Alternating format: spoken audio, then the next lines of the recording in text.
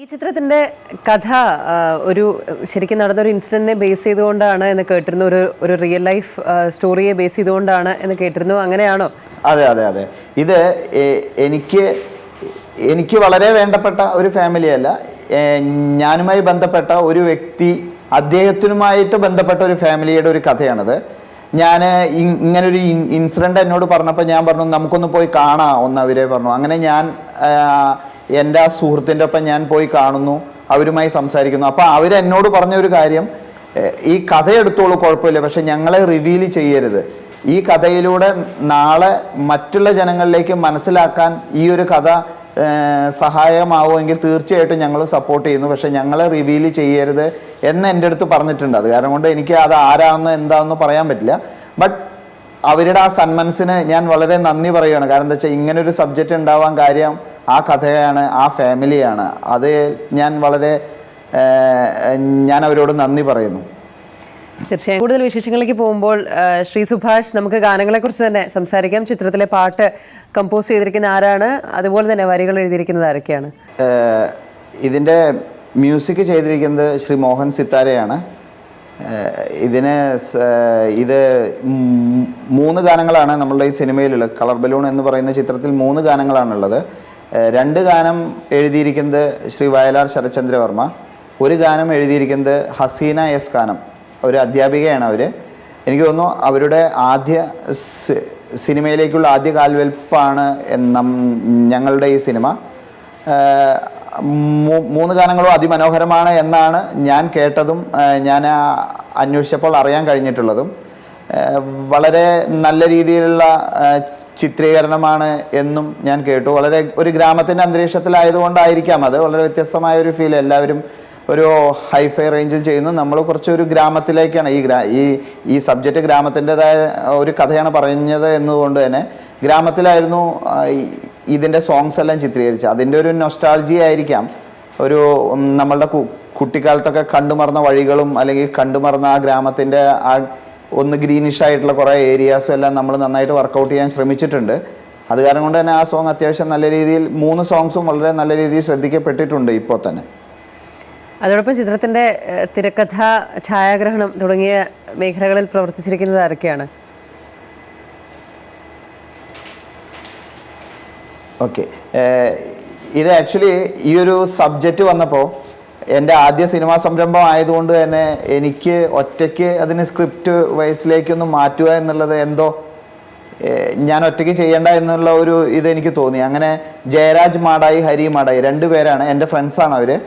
അവരാണ് ഈ സിനിമയ്ക്ക് വേണ്ടിയുള്ള സ്ക്രിപ്റ്റ് എഴുതാൻ വേണ്ടി അതായത് അവരുടെ കോൺട്രിബ്യൂഷൻ കൂടിയുണ്ട്. അവരാണ് കൂടുതലും ഈ ഒരു സ്ക്രിപ്റ്റിലേക്ക് വേണ്ടിയുള്ള ശ്രദ്ധയും ബാക്കിയുള്ള അതായത് ഒരു സ്ക്രിപ്റ്റിന് വേണ്ട ചേരുവകൾ എന്തൊക്കെയാണ് ആ സംഭവങ്ങളൊക്കെ ചെയ്തത് ജയരാജ് മടായി, ഹരി മടായി, ആ 2 പേരാണ്. ഞങ്ങൾ 3 പേരും കൂടിയിട്ടാണ് ഈ സ്ക്രിപ്റ്റ് ചെയ്തത്. അത് കാരണം കൊണ്ട് തന്നെ നമ്മളൊരു ഗ്രൂപ്പ് ഓഫ് വർക്ക് ആയതുകൊണ്ട് തന്നെ നമുക്ക് കുറേ കാര്യങ്ങളിൽ കൂടുതൽ ശ്രദ്ധിക്കാൻ ശ്രമിച്ചിട്ടുണ്ട്, ശ്രദ്ധിക്കാൻ പറ്റിയിട്ടുണ്ട്. ആ ഒരു കാരണം കൊണ്ട് തന്നെ എനിക്ക് തോന്നുന്നു ഇത് കുറച്ചും കൂടി വ്യത്യസ്തമായിട്ടുള്ള രീതിയിലായിരിക്കും വന്നിട്ടുണ്ടാവുക. കാരണം ഒരു ഗ്രൂപ്പിൻ്റെ വർക്ക് ആയതുകൊണ്ട് തന്നെ സ്ക്രിപ്റ്റിൻ്റെ സൈഡിൽ കുറച്ചും കൂടി നന്നാക്കാൻ ശ്രമിച്ചത് കൊണ്ട് കുറച്ച് വ്യത്യസ്തമായിട്ട് വന്നിട്ടുണ്ട് ഈ ഒരു ഫിലിം. പിന്നെ ഇതിൻ്റെ ഛായാഗ്രഹണം ചെയ്തിരിക്കുന്നത് ശശി രാമകൃഷ്ണയാണ്. അദ്ദേഹം ആട്ടക്കഥ എന്ന് പറയുന്ന ഒരു ഫിലിമിന് ശേഷം ചെയ്യുന്ന അദ്ദേഹത്തിൻ്റെ നെക്സ്റ്റ് പ്രൊജക്റ്റാണിത്. ശശി രാമകൃഷ്ണൻ, അദ്ദേഹം സന്തോഷ് ശിവൻ സാറൊപ്പം വർക്ക് ചെയ്തിട്ടുണ്ടായിരുന്നു. അദ്ദേഹമാണ് നമ്മുടെ ഈ ഫിലിമിൻ്റെ കളർ ബലൂൺ എന്ന് പറയുന്ന ചിത്രത്തിൻ്റെ ഛായാഗ്രഹണം ചെയ്തിരിക്കുന്നത്. ചിത്രത്തിൻ്റെ ട്രെയിലർ കണ്ടതിൽ നിന്ന് മനസ്സിലാക്കാൻ കഴിയുന്നത് വളരെ ഗൗരവമുള്ള ഒരു ചിത്രമാണെന്നാണ്. അങ്ങനെയാണോ? അങ്ങനെയാണെങ്കിൽ എന്ത് സന്ദേശമാണ് ഈ ചിത്രത്തിലൂടെ പ്രേക്ഷകർക്ക് നൽകാൻ താങ്കൾ ആഗ്രഹിക്കുന്നത്? അല്ല, ഞാൻ ഈ ചിത്രത്തിനെ വളരെ ഗൗരവമായിട്ട് എല്ലാ സീനുകളും സമീപിച്ചിട്ടില്ല. അത്യാവശ്യം കുറച്ച് പ്രേക്ഷകർക്ക് ചിരിക്കാൻ വേണ്ടിയുള്ള കുറച്ച് ഹ്യൂമറും കുറച്ച് ഈ ഇമോഷണലായിട്ടുള്ള ഭാഗങ്ങൾ, കൂടാതെ ഒരു ഫാമിലിക്ക് വളരെ ഹാപ്പി ആയിട്ടുള്ളൊരു മൂഡിലുള്ള അന്തരീക്ഷങ്ങൾ, എല്ലാ സംഭവം ഉണ്ട്.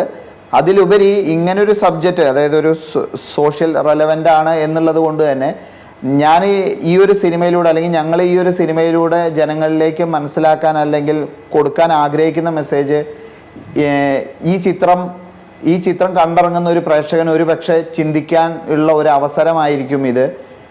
പോസിറ്റീവായിട്ട് ചിന്തിക്കാം. നമ്മളുടെ ജീവിതത്തിൽ എന്തെല്ലാം കാര്യങ്ങളെ നേരിടേണ്ടി വന്നാലും നമ്മളതിനെ വളരെ വളരെ ശക്തിയായിട്ട് അതിനെ ഓപ്പോസ് ചെയ്ത് നിന്ന് കഴിഞ്ഞാൽ നമുക്ക് ഒരു പോസിറ്റീവ് എനർജി, അതാണ് ഞാൻ ഉദ്ദേശിക്കുന്നത്. നമ്മൾ എന്താണോ വിചാരിക്കുന്നത് അതിലേക്ക് അച്ചീവ് ചെയ്യാൻ പറ്റും എന്നാണ് എൻ്റെ ജീവിതം എന്നെ പഠിപ്പിച്ചിട്ടുള്ളത് ഈ നിമിഷം വരെ. അത് കാരണം കൊണ്ട് തന്നെ എനിക്ക് തോന്നുന്നു ഈ സിനിമ കണ്ടിറങ്ങുന്ന നിങ്ങൾക്കും അങ്ങനെ ഒരു ഫീല് എന്തായാലും വരും, ഉറപ്പാണത്. കാരണം എന്താ വെച്ച് കഴിഞ്ഞാൽ ഒരു പോസിറ്റീവ് എനർജി ഈ സിനിമയിലൂടെ ഞങ്ങൾ പ്രേക്ഷകരിലേക്ക് എത്തിക്കാൻ ശ്രമിച്ചിട്ടുണ്ട്.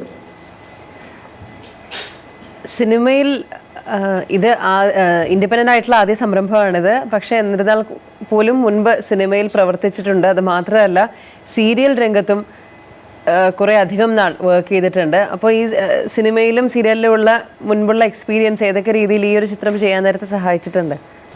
ഞാൻ ആദ്യമായിട്ട് എനിക്ക് നന്ദി പറയേണ്ടത് PN മേനോൻ സാറാണ്. അദ്ദേഹമാണ് എൻ്റെ ഗുരു. അദ്ദേഹം ഇപ്പോൾ ജീവിച്ചിരിപ്പില്ല. ഞാൻ അദ്ദേഹത്തിൻ്റെ അസിസ്റ്റൻ്റായിട്ടായിരുന്നു ഈ സിനിമ സീരിയൽ രംഗത്തേക്ക് വരുന്നത്. അത് കഴിഞ്ഞ് അദ്ദേഹത്തിനൊപ്പം 2-3 വർക്കെല്ലാം ചെയ്തു. അത് കഴിഞ്ഞ് ഞാൻ കുഴപ്പമില്ലാതെ എൻ്റെ ഒരു ഗ്രൂപ്പിനെ ഞാൻ സൃഷ്ടിച്ചെടുത്തു. ഞങ്ങൾ 1-2 സീരിയൽസ് ചെയ്തു. മെഗാ സീരിയൽ വൈസിൽ കുറച്ചൊന്ന് പോയി, അങ്ങനെ 1-2 സീരിയൽസ് ചെയ്തു. അത് കഴിഞ്ഞ് കുറേ ഷോർട്ട് ഫിലിംസ് ചെയ്തു, ഡോക്യുമെൻ്ററീസ്, ആഡ് ഫിലിംസ്. ഇങ്ങനത്തെ ഒരു സംഭവങ്ങളൊക്കെ നമ്മൾ ചെയ്യുന്നുണ്ടെങ്കിലും അല്ലെങ്കിൽ ഞാൻ ചെയ്യുന്നുണ്ടെങ്കിലും എൻ്റെ മനസ്സിൽ ഉണ്ടായിരുന്നത് ഒരു നല്ല സിനിമ ചെയ്യുക എന്നുള്ളത് തന്നെയായിരുന്നു. അങ്ങനെ ഇരിക്കുമ്പോൾ ഒരു അത്ര അധികം കാലയളവ് ആയിട്ടുണ്ടോയെന്ന് എനിക്കറിയില്ല. ഒരു 13-14 വർഷമാണ് ഞാൻ ഈ ഒരു ഇൻഡസ്ട്രിയിൽ വന്നിട്ടുള്ളൂ ആകെ. അങ്ങനെ ഇരിക്കുമ്പോഴാണ് ഈ ഒരു സിനിമ, ഈ ഒരു കഥ വരുന്നു. ഈ കഥ സിനിമയാക്കാൻ വേണ്ടി സ്ക്രിപ്റ്റ് ആക്കി ഞങ്ങൾ വെക്കുന്നു. അങ്ങനെ 1-2 പ്രൊഡ്യൂസേഴ്സിനെ സമീപിച്ചു. അവർ ഇങ്ങനത്തെ ഒരു സബ്ജക്റ്റ് ആയതുകൊണ്ടാണോ എന്നെനിക്കറിയില്ല. എന്ത് തന്നെ ആയാലും അവർക്ക് കുറച്ച് ഹ്യൂമർ മൊത്തം, അതായത് എല്ലാ ഹ്യൂമറുള്ളതും അങ്ങനെയുള്ളൊരു സബ്ജക്റ്റിനോടൊക്കെയാണ് കൂടുതൽ താല്പര്യം എന്ന് പറഞ്ഞു. ബട്ട് ഇങ്ങനൊരു കഥ ചെയ്തിട്ട് എനിക്ക് ആദ്യ സിനിമ ഇതുമാതിരി ഒരു മെസ്സേജ് ഉള്ളൊരു സിനിമയായിട്ട് വരാം എന്നാണ് ഞാൻ ചിന്തിച്ചത് ഈ ഫിലിം ഇൻഡസ്ട്രിയിലേക്ക്. അങ്ങനെയാണ് എനിക്ക് പേര് ഉറപ്പായിട്ട് എടുത്തു പറയേണ്ട ഒരു വ്യക്തിയാണ് VR ദാസ്. അദ്ദേഹമാണ് ഈ സിനിമയുടെ പ്രൊഡ്യൂസർ. അദ്ദേഹം ഇതിനു മുന്നേ 2 സിനിമകൾ ചെയ്തിട്ടുണ്ട്. നേർക്കുനേരെ എന്ന് പറയുന്ന ഒരു ഫിലിം, മിഴികൾ സാക്ഷി എന്ന് പറയുന്ന 2ാമത്തെ പടം. അദ്ദേഹത്തിൻ്റെ 3ാമത്തെ വെഞ്ചറാണിത്. അദ്ദേഹത്തിനോട് ഞാൻ ഈ കഥ പറയുമ്പോൾ അദ്ദേഹം പറഞ്ഞു, അദ്ദേഹം ഇതുവരെ ചെയ്തിട്ടുള്ള സിനിമകളായാലും സീരിയൽസ് ആയാലും എല്ലാം വളരെ വ്യത്യസ്തവും എന്തെങ്കിലും മെസ്സേജ് ഉള്ളതുമായിട്ടുള്ള സിനിമകൾ മാത്രം ചെയ്യാൻ താല്പര്യപ്പെടുന്ന ഒരു വ്യക്തിയാണ് അദ്ദേഹം.